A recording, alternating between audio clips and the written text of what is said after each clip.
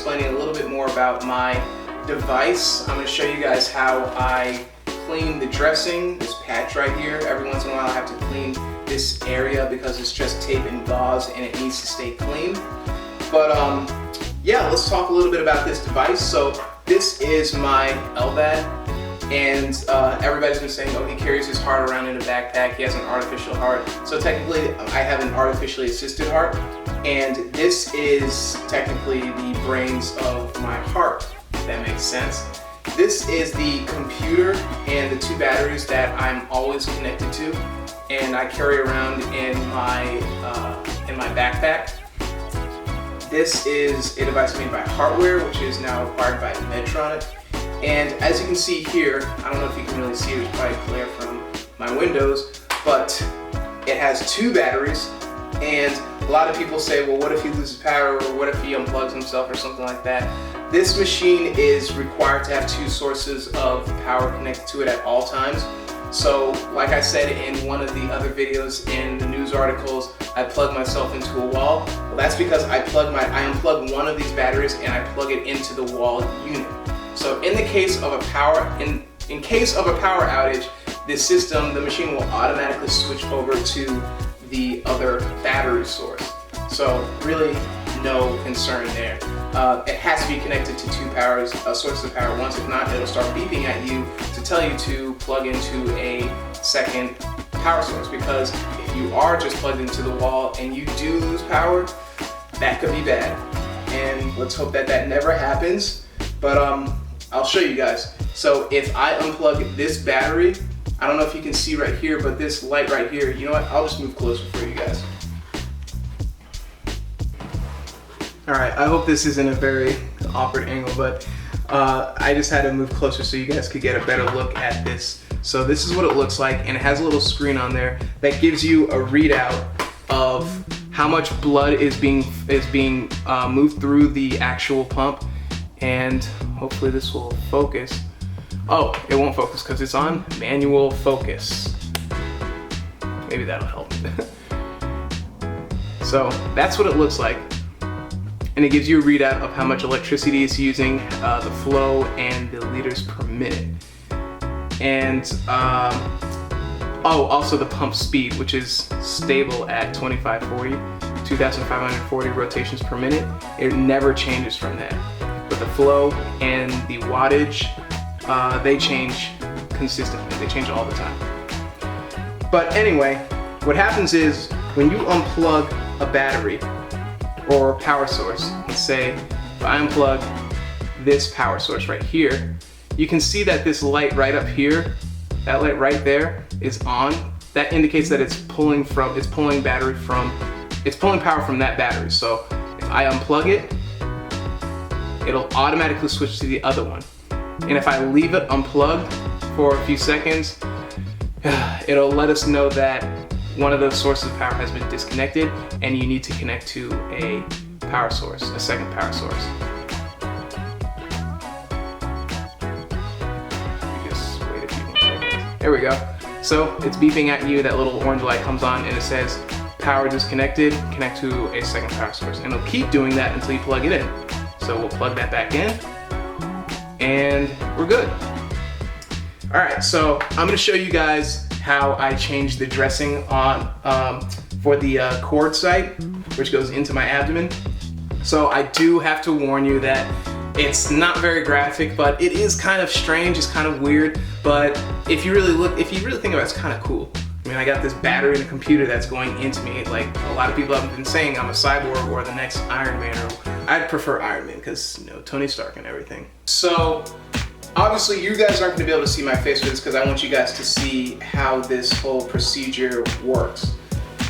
So the kit that they provide me with, or the many kits that they provide me, I have like 30 of these things and I go and get them refilled every month or so. These kits are pre-packaged with everything I need to clean and replace the sterile driveline site. And they come like vacuum sealed, and this is meant to be done in a very sterile environment, meaning you really shouldn't have any other people in the room. And it comes with a surgical mask and a hair net because, again, this is considered an open wound, and the last thing you want is to be at risk for infection. Having an infection can not only get you sick, but if you're waiting for a heart transplant and a heart becomes available and you have an infection, they call it. They don't let you go through with the transplant, which is why it's very important that I change this dressing every day or every other day. And because I'm in the gym and I'm very active and I sweat and it's very humid here, I have to change it quite frequently. I've actually had to change it more than once in one day, but we're gonna go ahead and open this up. It comes out and it's pre-wrapped. Throw that to the side. And you have to kind of be careful of opening it up because this is considered a sterile field. So we're gonna open it up, and I hope you guys can kind of see everything that's happening. Really stinks because I don't have one camera. If I had a GoPro, I would wear the GoPro and you guys would see everything that was happening there, but I don't have a GoPro, so maybe one day we'll be able to do that. But first thing on top is the hairnet, so we're gonna go ahead and put that on. And if you follow me on Instagram, guys, you'll probably see some pictures of me wearing this thing. So we got the hairnet. It comes with 2 surgical masks in case you need to replace one, or if you do have someone in the room with you, they can wear one too. So put the surgical mask on. I hate these things because it's kind of makes it a little bit more difficult to breathe. With the second surgical mask, and then finally it comes with 2 pairs of gloves. So this is what you do. You open up the first pair, and you slide that on your hand. You should have seen me the first time doing this. It was so difficult to do this without having to touch the outside of the glove because it's supposed to remain sterile, it's supposed to remain clean. So we're just going to put both of these gloves on. Just like that. Put that to the side. And it comes with a second pair of gloves, and we're going to put these on as well. And I'll explain why we do that in just a second.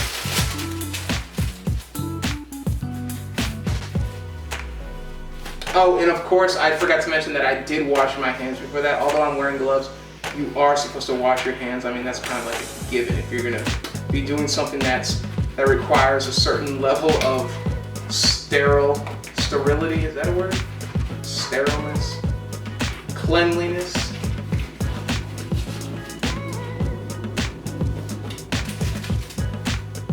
So, do this. Since I have gloves on, I can kind of stretch them out.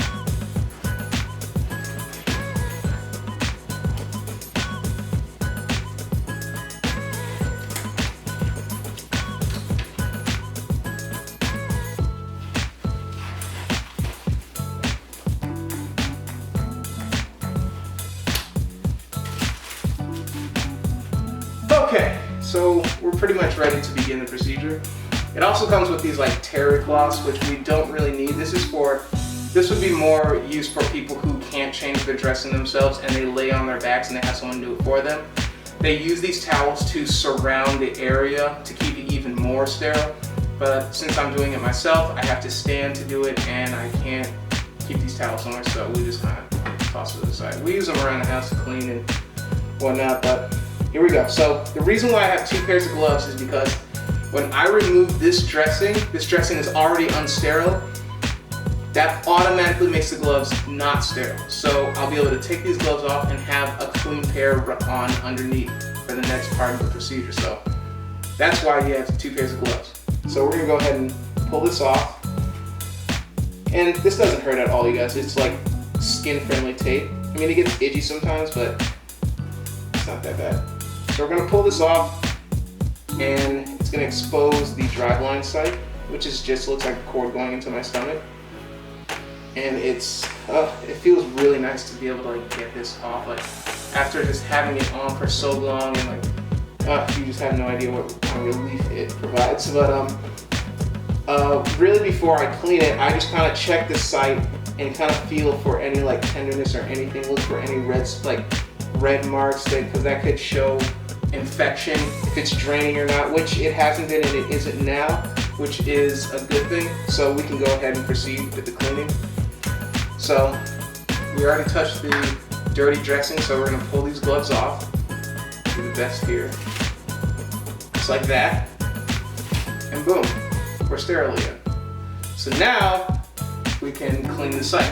And to clean the site, the kit comes with these wands that have this sterile solution. It's not alcohol, it's alcohol free actually, but it has this sterile solution inside the wand, and you squeeze these two wings that break a piece of glass that release the wand into the pad, and it saturates the pad with the cleaning solution, and you clean the driveline site.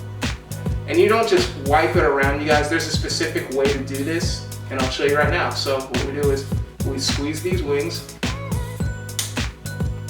and you probably can't see it, but you can see the fluid fall into the pad and saturate, and it's like soaked with this clean solution. So when we clean it, we start from the inside and work our way out in circles. So we go like this. We start like from here, we do like that, and we work our way out. Why? Because we want to move any germs away from the site. I mean, it doesn't really matter, especially at this point. Again, I've had this device for about a year, but you move the germs away from the site, and the solution kills the germs as well. Now you're supposed to let it dry completely, and while we dry it, we're gonna crack open another wand, and this time we're gonna clean the cord. So I'm gonna take my hand and I'm just gonna move the cord up so it's just away from my body, but as you can see, I'm using my wrist to do that and not the glove. And we're just going to start at the site and just clean the cord. And again, remove the germs away from where we don't want them to be. We're good. And toss that one aside. And now we're going to clean the site again because it's now dry. Crack open that wand. Do the same thing again. Work in small circles outwards. Now it comes with 3 wands, and they say that one of the wands is considered an extra wand in case you screw up or you need to clean up a little bit more. I always use all 3 wands, you know, just in case. I mean, why would you let one go to waste when you can keep yourself clean? So now that we are done cleaning the site, it's now time to reapply the dressing. We're going to wait for the solution to dry, and we will continue with the next step. Okay, and so for the next step, we're going to reapply the dressing with the gauze. And at this point, we can actually take our gloves off because the tape that's used to adhere the dressing to my skin is actually, it doesn't come in the kit, it just sits in my closet. So technically the tape itself is not sterile. So at that point we can just remove our gloves, but the site is, we want to avoid touching the site with our bare hands. So we're just going to remove the gloves, and they give you 2 types of dressing gauze.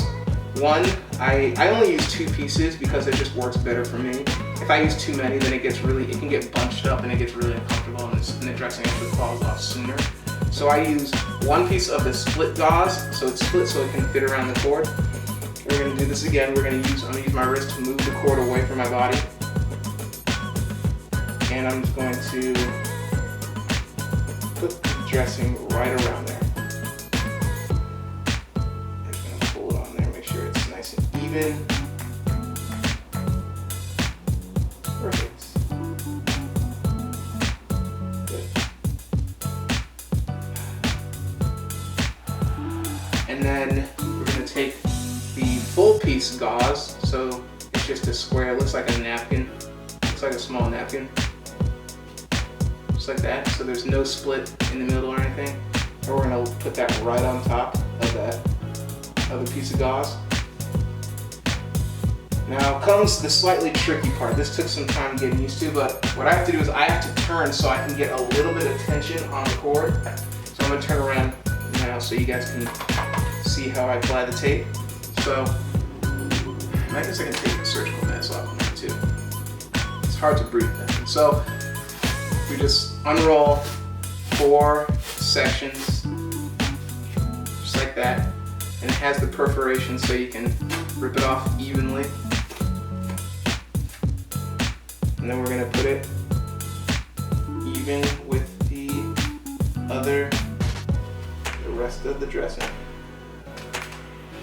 Alright, and that's pretty much it, you guys. That is how I changed the dressing for my LVAD device. And I hope it didn't freak you out, guys, too much, but that's basically what I have to do every day or every other day. And again, you guys, I hope you guys enjoyed this video. I hope you guys got some more information on what it's like to live with one of these things. It's not that bad. And make sure you guys subscribe to ajFitness right here on YouTube. And I'm on Instagram and Snapchat. Instagram, Fitness with AJ, Snapchat, ajFitness. I'll talk to you guys soon.